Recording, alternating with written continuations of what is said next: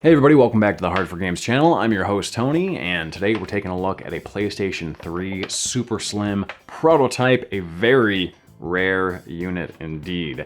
Big thank you to developer Jeff for sending this over to us, and also big thank you to him for helping me out in general with my recent PlayStation and PlayStation Vita development prototype adventures that I've been going on the channel. So he's been an excellent resource.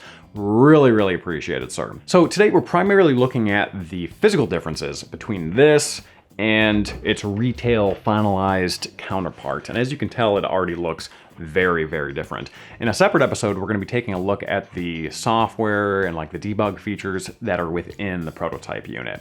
So today is all about the look of it. Let's go ahead and get started.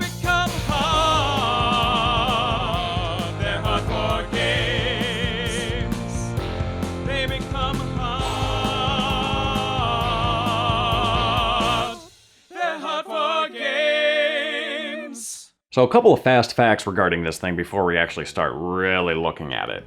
It was developed somewhere between like mid 2011, early 2012.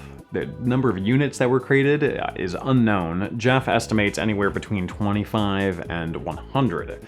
And the units that are still known to exist range like 10 or 11 units out of that. Possibly 100 total, but nobody really knows. So basically, Sony created this for testing and development, all that stuff, and they kept some in-house, and then they also sent some to first-party developers. So not third-party developers, but first-party developers. So they kept this thing really close range, so to speak.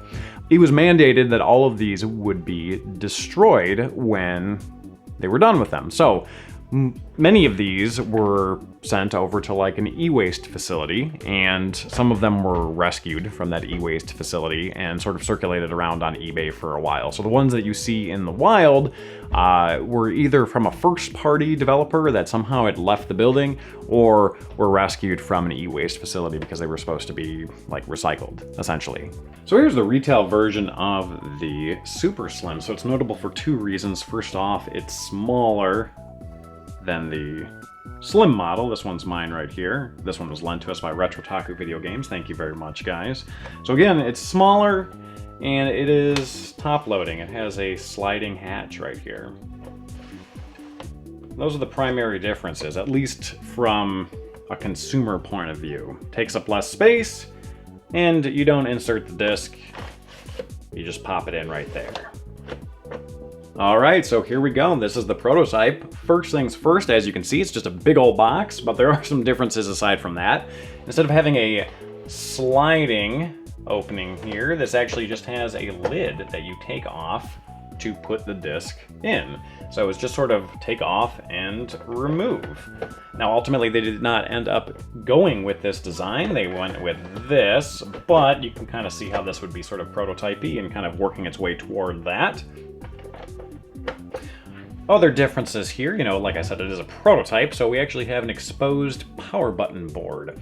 This foam did not come from the manufacturer. Jeff put this here himself to give a little bit of support to this button here, because otherwise it would just sort of be dangling there. Very unsupported, not safe for shipping, not safe for work, all that good stuff.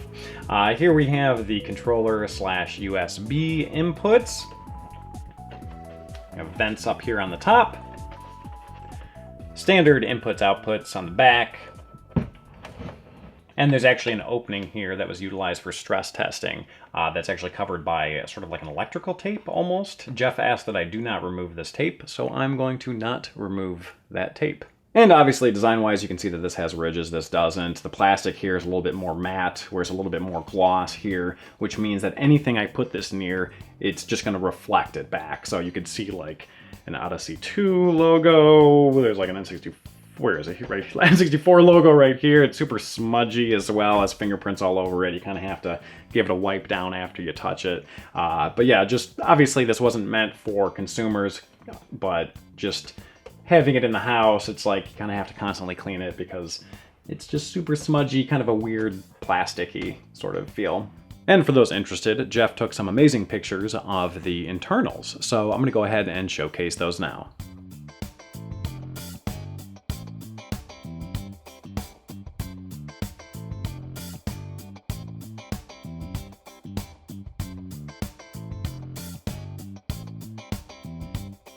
So when I was comparing these, I asked myself, why does this version look so different than the retail version of the Super Slim? Normally when you have a revision, the prototype isn't too much different, and the Super Slim was really toward the end of the PlayStation 3's life cycle. I would expect a prototype of the first version of the PlayStation 3 to look the most different, not a revision. So I asked Jeff about this, and he said that it is a prototype, but it's also an engineering sample.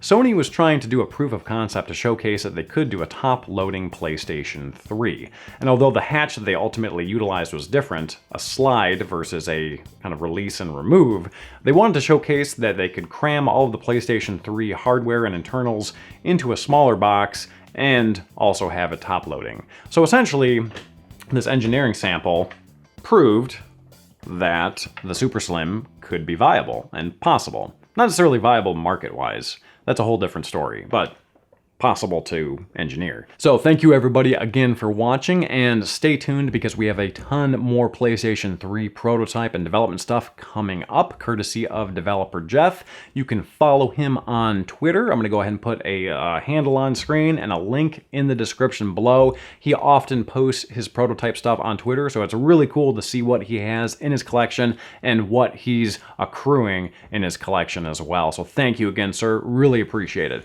And again, thank you to all of you for watching, subscribing, clicking that notification button, all that good stuff, and we'll see y'all next time.